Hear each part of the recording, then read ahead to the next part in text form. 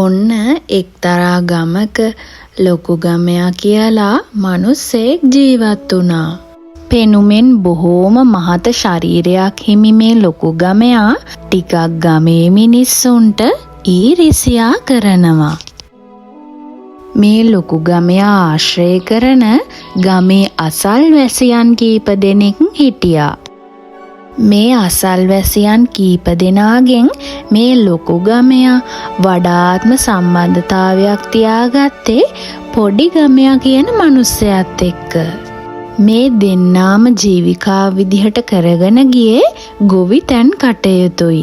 ඉතින් ලොකු ගමයයි පොඩි ගමයයි ටික කාලයක් සහයෝගයෙන් ගොවිතැන් වැඩ කටයුතු කරගෙන ගියා.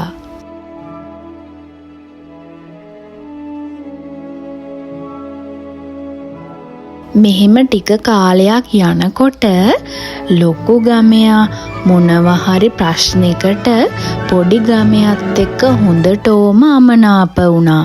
ඉතින් අවසානයේ දෙන්න මූණෙන් මූණ නොබලන තරමට තරහ වුණා.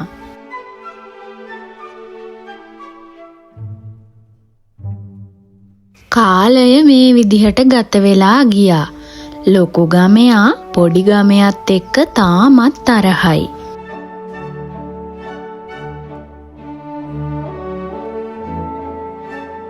ටික කාලයක් යනකොට මේ පොඩි ගමයාගේ ගෙදර වහලේ ගොඩාක් සාරවත් විදිහට ලබු වැලක් හැදුනා. ඉතින් වහලය පුරාම ලබු වල පැතිරිලා ගියා. ටික දවසක් යනකොට මේ ලබු වැලේ ගෙඩි හැදෙන්න පටන් ගත්තා. ඉතින් දවසින් දවස ලබු ගෙඩි ලොකු වෙලා පළදාව ගොඩාක් අගේට තිබුණා. ලොකු ගමයාගේ ගෙදර එළියට ඇවිල්ලා බලනකොට පොඩි ගමයාගේ මේ වහලේ තිබුණු ලබු වැලේ ලබු ගෙඩි ඉර එළියට දිලිසෙන්න පටන් ගත්තා. ගෙදරින් එළියට බැහැලා යන වාරයක් පාසා මේ පොඩි ගමයාගේ වහලේ තිබුණු ලබු වැලේ ලබු ගෙඩි ලොකු ගමයාට පෙනෙන්න තිබුණා. ඉතින් ටික දවසක් යනකොට මේ ලොකු ගමයාට පොඩි ගමයාගේ ලබු වැලේ තිබුණු ලබු ගෙඩි ගැන ලොකු ඊර්ෂ්‍යාවක් ඇති වුණා.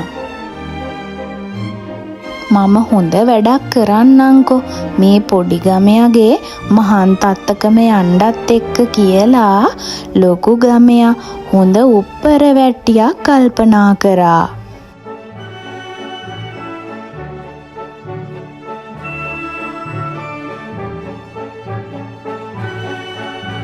මේ ගමේ හිටියා කළුවා කියලා හොර මැරකම් වලට ගොඩාක් දක්ෂ ටිකක් කපටි මිනිස්සෙක්. ඔන්න ඉතින් ලොකු ගමයා උදේම මේ කළුවා කියන මිනිස්සයාව මුණ ගැහෙන්න ගියා. කළුවෝ උඹට දවස් කීපයක් මහන්සි වුණාම බොහෝම පොඩි මුදලක් හොයාගන්න වෙනවා. ඒක නෙවෙයි මගේ ළඟ තියෙනවා හොඳ උප්පර වැට්ටියක්. හවස් වෙලා අපේ ගෙදර පැත්තේ වරෙන්කෝ මම කියලා දෙන්නම් උඹට එක දවසින් කාසි ටිකක් හොයාගන්න උප්පර වැට්ටියක්. ඉතින් ලොකු ගමයා කළුවට මෙහෙම කියලා ගෙදර ආවා.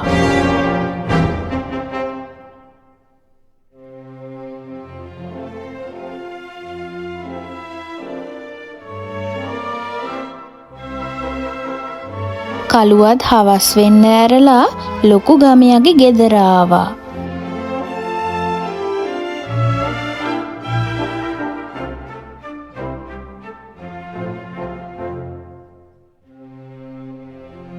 එතකොට ලොකු ගමයා කළුවට කතා කරලා මෙහෙම කිව්වා.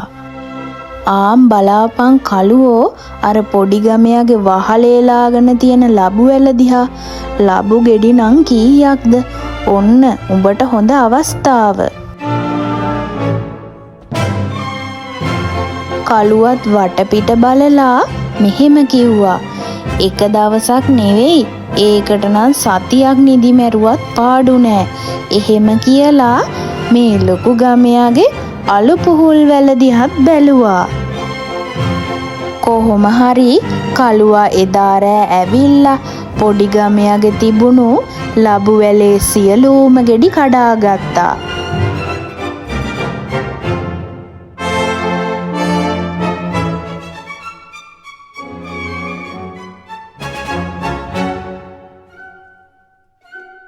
ඊළඟ දවස උදා වුණා.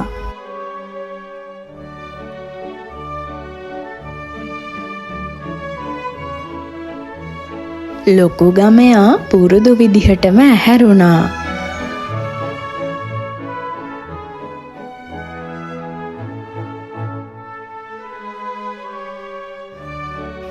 ඉක්මනටම ඇඳෙන් බැහැලා ගිහිල්ලා පොඩි ගමයාගේ ලබු වැල දිහා බැලුවා. එක ලබු ගැටයක්වත් නෑ. ඉතින් කළුවා ඊර ඇවිල්ලා ඔක්කොම ලබු ගෙඩි ටික කඩාගෙන ගිහිල්ලා. ලොකු ගමයට පුදුමාකාර සතුටක් දැනුණා.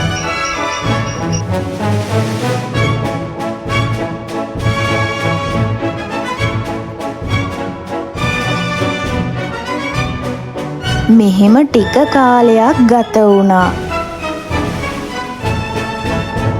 ඔන්න ලොකු ගමයාගේ අලු පුහුල් වැලෙත් ගෙඩි පලගෙන. ඉතින් ලොකු ගමයත් බොහෝම ආසාවෙන් ගෙඩි ටික කඩා ගන්න ඕනි කියලා ටිකක් කල්පනා කර කර හිටියා.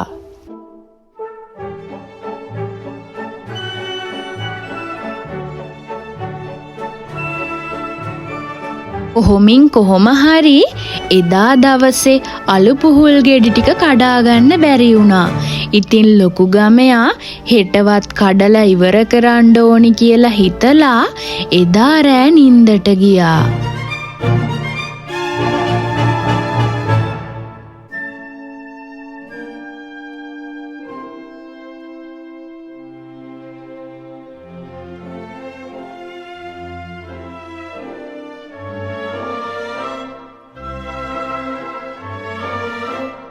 පහුවදා උදෙන්ම අවදි වුණු ලොකු ගමයා කෙලින්ම ගියේ අලු පුහුල් වැලේ ගෙඩි ටික කඩා ගන්න. ඉතින් යනකොටම අලු පුහුල් වැල බිමට වැටිලා තිබුණා.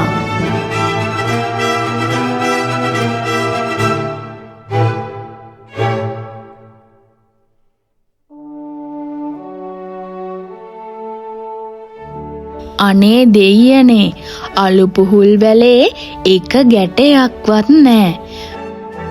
ලොකු ගමයට වෙලා තියෙන දේ තේරුණා. මේකත් කළුවගෙම වැඩක් තමයි. එතකොටම ලබ්බට තිබ්බ අතමයි එහෙනම් පුහුලටත් කියලා ලොකු ගමයට ඉබේටම කියවුණා. අනුන්ට විපත් කරදර කරන්න ගියපුවාම ඒ වගේ ප්‍රතිඵල තමන්ටත් ලැබෙනවා කියලා ලොකු ගමයට තේරුණා.